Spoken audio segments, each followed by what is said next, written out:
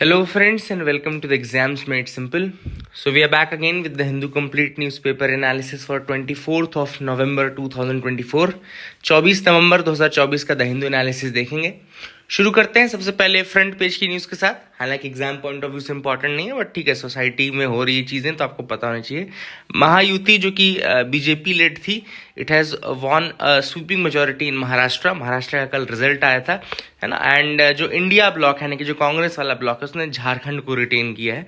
दोनों जगह इनकम्बेंट ही है, आप याद रख सकते हैं. द रूलिंग फ्रंट जो महाराष्ट्र में है, उसने 234 सीटें जीती है 288 में से. एंड बीजेपी को अकेले 132 सीटें मिली हैं. एंड अब देखते हैं नए सीएम कौन होंगे, लेकिन all these things have been happening now. तो महाराष्ट्र का रिजल्ट आ गया और झारखंड में इंडिया ब्लॉक जो कि कांग्रेस लेड है, उसने जीता है. स्टार्ट करते हैं न्यूज़पेपर एनालिसिस को from the back of the newspaper. बहुत सारे न्यूज़ आर्टिकल्स आ जाए हैं जो हम डिस्कस करेंगे from the UPSC point of view, है ना.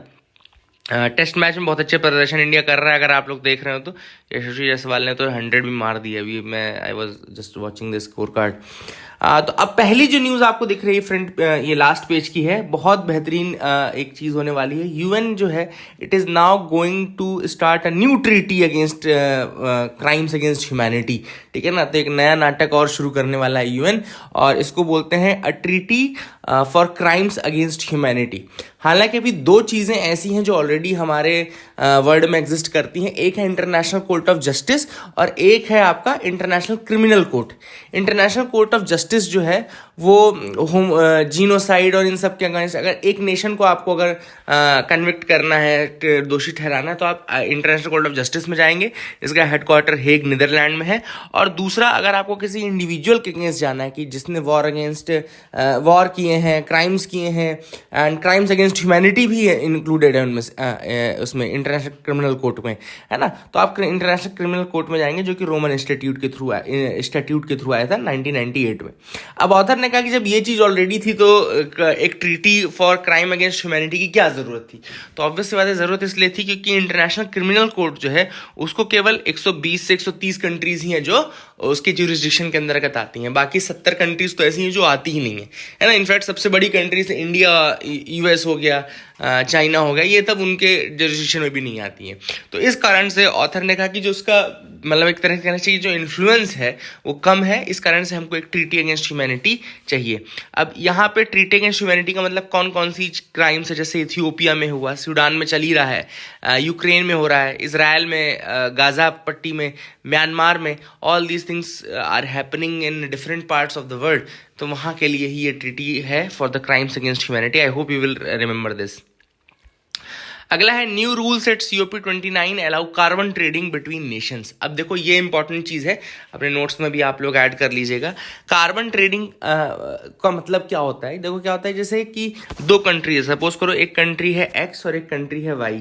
एक कंट्री X जो है बहुत पोल्यूशन फैलाती है, खूब पोल्यूशन करती है, ठीक है ना. और कंट्री Y जो है वो खूब पेड़ पौधे लगाती है, पेड़ लगाती है, वो पोल्यूशन कम करती है, ये सारी चीज़ें करती है. तो जो कंट्री Y है, चूंकि वो पोल्यूशन कम कर रही है, और ये तो हर जितने भी स्टेप्स वो पोल्यूशन को कम करने के लिए लेगी, उसके लिए उसको कार्बन क्रेडिट मिलता जाएगा. जैसे 1 carbon credit, 2 carbon credit, 3 carbon credit, ऐसे नंबर्स में कार्बन क्रेडिट मिलता जाएगा. ठीक है, इसका एक रिकॉर्ड बनाया जाएगा. और जो कंट्री X जो बहुत ज़्यादा पोल्यूशन कर रही थी, तो अब चूंकि उसके पास भी लिमिट है कि वो कितना पोल्यूशन कर सकती है, तो जितना पोल्यूशन वो कर सकती है, उस पोल्यूशन के बाद वो क्या कर सकती है, अगर मान लो उसको और पोल्यूशन करना है, तो वो क्या करेगी कि यहाँ से कार्बन क्रेडिट्स परचेज कर लेगी. ये कार्बन क्रेडिट्स परचेज कर लेगी पैसा दे करके, ठीक है ना.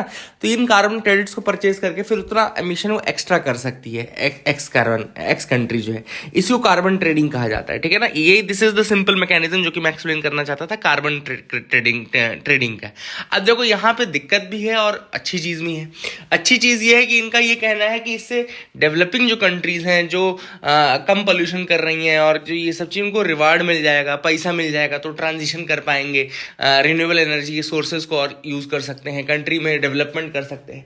लेकिन इसका नेगेटिव इम्पैक्ट ये होगा कि कहीं ऐसा ना हो कि जो एफर्ट्स लग रहे हैं एमिशन को कम करने के लिए, वो फिर डेवलपिंग कंट्रीज अपने पूरा कार्बन ट्रेडिंग खरीद के और उस एफर्ट को पूरा ज़ाया कर दें, है ना.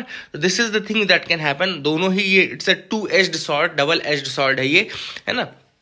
तो यहाँ पे ऑथर ने वही चीज़ बोली, देखो यहाँ पे लिखा भी है, सपोर्टर जो है वो क्या कह रहे हैं कि it will help the developing countries in getting some funds and all, investments मिल जाएगा।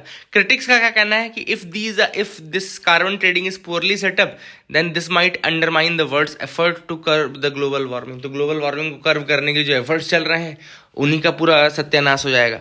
तो all this things are there, I hope you got clarity regarding that. अब देखो कार्बन क्रेडिट्स के बारे में लिखा भी है कि carbon credits are generated by activities that reduce or avoid the planet heating और global और ग्रीन हाउस गैस, है ना, जैसे कि planting of trees, protecting the existing carbon sinks, replacing polluting coal with the clean energy. जो मैंने आपको बताया कि जब कंट्री वाई पेड़ लगाएगी, जब कंट्री वाई कोल की जगह रिन्यूएबल एनर्जी यूज करेगी तो उसको कार्बन क्रेडिट मिलेगा, है ना, यही कार्बन क्रेडिट को जनरेट करता है। और फिर दूसरी कंट्री जिसको पोल्यूशन करना है वो खरीद ले, है ना। तो this is how it will work. I hope you got clarity.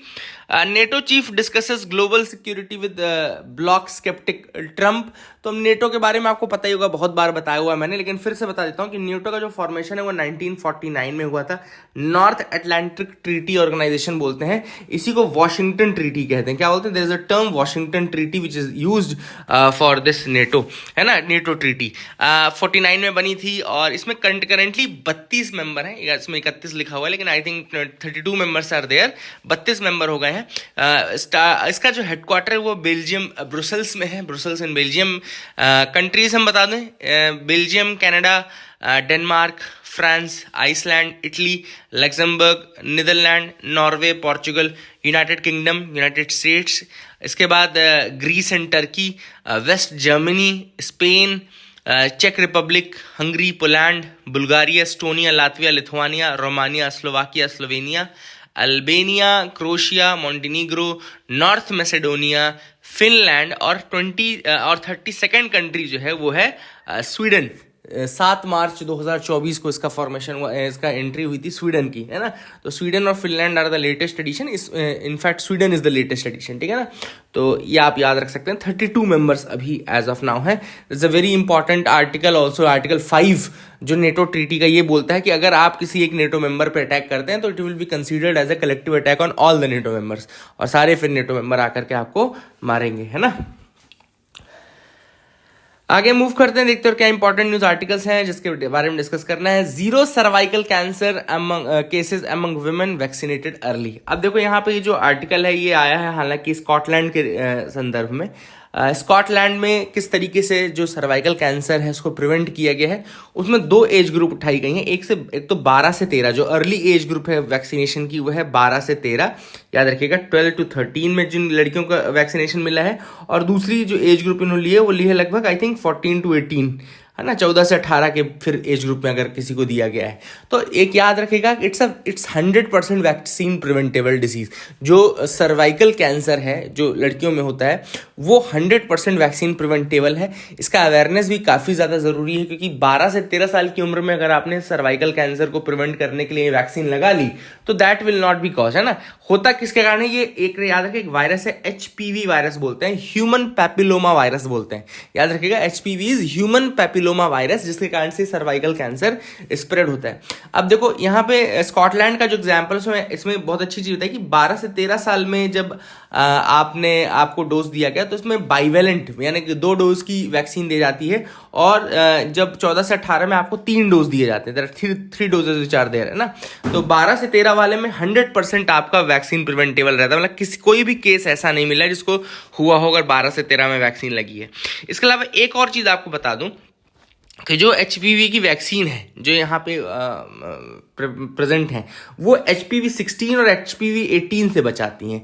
ये दोनों जो वेरिएंट हैं वायरस के HPV 16 और 18 ये 70% से ज़्यादा यही कॉज करते हैं, मतलब मेनली कॉज यही है। लेकिन अब सोचो आपको वैक्सीन लगी है जो कि HPV 16 और HPV 18 से बचा रही है आपको, लेकिन खुदा ना खास्ता आपको किसी तीसरे वेरिएंट से सर्वाइकल कैंसर हो जाए तो उससे नहीं बचाएगी। याद रखना वैक्सीन हमेशा उसी से बचाती है जिसके स्ट्रेन से वो बनी है या जिसके स्ट्रेन को प्रिवेंट करने के लिए बनाई गई है। तो जो सर्वाइकल कैंसर की वैक्सीन है वो HPV 16 और HPV 18 से बचाती हैं, बाकी अगर आपको किसी स्ट्रेन से हो रहा है तो वो नहीं प्रिवेंट करेगी। इसलिए स्क्रीनिंग बहुत आवश्यक है। Even after vaccination screening will be important. वही चीज ऑथर ने यहाँ बताई है कि देखो कंट्रीज में क्या स्क्रीनिंग पुअर है ना, तो उनको लगता है कि ठीक है वैक्सीन हो गया तो अब काम नहीं होगा, दोबारा जरूरत नहीं पड़ी। लेकिन ऐसा नहीं है, वैक्सीन के बाद भी स्क्रीनिंग आवश्यक है, ये चेक करने के लिए कहीं ऐसा तो नहीं कि किसी नेक्स्ट वेरिएंट से आपको हो गया हो, है ना, जो कि कवर्ड नहीं है इन दैट वैक्सीनेशन। तो that is what is important. I hope you got clarity. Science में एक और यहाँ पे देखो एक टर्म आया था, सुंडालैंड टर्म आया। सुंडालैंड आपको पता भी होगा, एक बायोडाइवर्सिटी हॉटस्पॉट भी है सुंडालैंड। जब हम 4 बायोडाइवर्सिटी हॉटस्पॉट्स की बात करते हैं तो उसमें एक सुंडालैंड भी अपन लिखते हैं ना। आप लोग के लिए छोटा सा सवाल ऐड कर लीजिएगा कि आप मेरे को चारों बायोडाइवर्सिटी हॉटस्पॉट्स के नाम बताइए। नहीं पता गूगल करके लिख दीजिए, पता है बहुत अच्छी बात है, लिख दीजिए सर ये 4 होते हैं, ठीक है ना। अब यहाँ पे एक्चुअली सुमात्रा में जो वहाँ पे बायोडाइवर्सिटी है उसको रिजनरेट किया जा रहा है ऑयल पाम्स के माध्यम से, तो उसमें सुंडालैंड टर्म का यूज किया था। मैं आपको बता दूं, सुंडालैंड एक बायो जियोग्राफिकल रीजन है साउथ ईस्ट एशिया का, और इसमें कौन कौन से रीजन आते हैं तो मलय पेनिनसुला, बोर्नियो, सुमात्रा, जावा और सराउंडिंग आइलैंड्स आते हैं। तो सुंडालैंड में ये सारे रीजन आते हैं, मलय पेनिनसुला, बोर्नियो, सुमात्रा, जावा, सराउंडिंग आइलैंड्स आते हैं। अच्छा, एक्चुअली इसका नाम सुंडालैंड क्यों पड़ा, क्योंकि ये सुंडा शेल्फ है ना, याद रखिएगा। It's part of the Sunda shelf, it's a submerged continental shelf. Continental shelf है सबमर्ज्ड, जिसको हम बोलते हैं सुंडा शेल्फ, है ना। And it was expose during the last ice age, इसको एक्सपोज हो गई थी।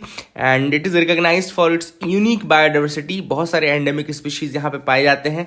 And it is considered as a biodiversity hotspot, जो मैंने बता ही दिया। तो बाकी क्या आपको 3 और बताने हैं, ठीक है ना। So I hope you got clarity regarding that. अब यहाँ पे आर्टिकल है, why is there a row over climate finance. अब मैंने कई बार बताया, फिर रिपीट कर देता हूं एक बार आपको। न्यू कलेक्टिव क्वांटिफाइड गोल, याद रखिएगा, न्यू कलेक्टिव क्वांटिफाइड गोल डिस्कस होना है। इसको सेटअप किया जाना है इस बार COP29 में, जो अभी तक डिसाइड नहीं हो पाया है। रीजन क्या है मैं आपको बता दूं कि न्यू कलेक्टिव क्वांटिफाइड गोल क्या है। एक्चुअली ये एक स्पेसिफिक अमाउंट है कि कितना पर एनम पर ईयर कितना अमाउंट दिया जाना है from the developed countries to the developing countries, ठीक है ना। तो न्यू कलेक्टिव क्वांटिफाइड गोल जो डेवलपिंग कंट्रीज बोल रही हैं, वो बोल रही है कि भाई कम से कम $1 ट्रिलियन पर ईयर आपको 2025 से 2035 तक देना है, ठीक है ना। लिख लो इसको, 2025 से 2035 तक पर एनम $1 ट्रिलियन से ज्यादा मांग रहे हैं, ठीक है ना। जो डेवलप्ड कंट्रीज हैं उनका ये कहना है कि this demand is unreasonably high demand है ये, ठीक है ना। This is what the developed countries are saying. उनका ये कहना है डेवलप्ड कंट्रीज का कि हम 2030 तक आपको $250 बिलियन ही देंगे। We will give $250 billion up to 2030। उसके बाद हम 2035 तक देखेंगे कि किस तरीके से आपको $1.1 ट्रिलियन आपको देना है। लेकिन 2030 तक $250 बिलियन ही दे सकते हैं, ठीक है ना। That is the one major thing which is there, जिस कारण से इशू उठ रहा है, क्योंकि इसमें कोई कलेक्टिव वो नहीं हो पा रही है, डील नहीं हो पा रही है। इसके अलावा दूसरा जो पॉइंट है आर्ग्यूमेंट का, वो अब ये आ गया है, जैसे मैंने कल आपको एक न्यूज बताई, कार्बन ट्रेडिंग के लिए आर्टिकल 6 याद रखना। कार्बन ट्रेडिंग जो हुआ है वो दैट इज अंडर आर्टिकल 6, ठीक है ना। आर्टिकल 6 इंपॉर्टेंट हो गया COP29 में। आर्टिकल 6 के अंतर्गत ये कार्बन ट्रेडिंग नेशंस के बीच में करने की बात की जा रही है।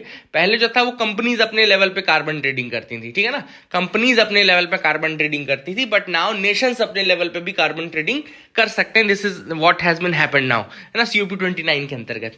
तो कार्बन ट्रेडिंग हम नेशंस अपने लेवल पे कर सकते हैं, पहले कंपनीज अपने लेवल पे करती थी, ठीक है ना। तो उसका भी क्रिटिसिज्म काफी ज्यादा आ गया है, ठीक है। तीसरा जो है, जो चाइना है, चाइना याद रखिएगा, चाइना हैज अपोज्ड द ये आपका CABM जो कार्बन एडजस्टमेंट बॉर्डर मैकेनिज्म है ऑफ द यूरोपियन यूनियन, उसका अपोज किया है। उसका भी कोई नतीजा नहीं निकल रहा है ना। Developing countries specially India, China और जो बाकी जैसे बेसिक ग्रुप हो गया, है ना। बेसिक ग्रुप मतलब ब्राजील, साउथ अफ्रीका, या ये भी याद रखेंगे, ये देखो लिखा भी है यहाँ पे, ये देखो चाइना प्रपोज दिस, ये देखो बेसिक लिख लेना आप लोग।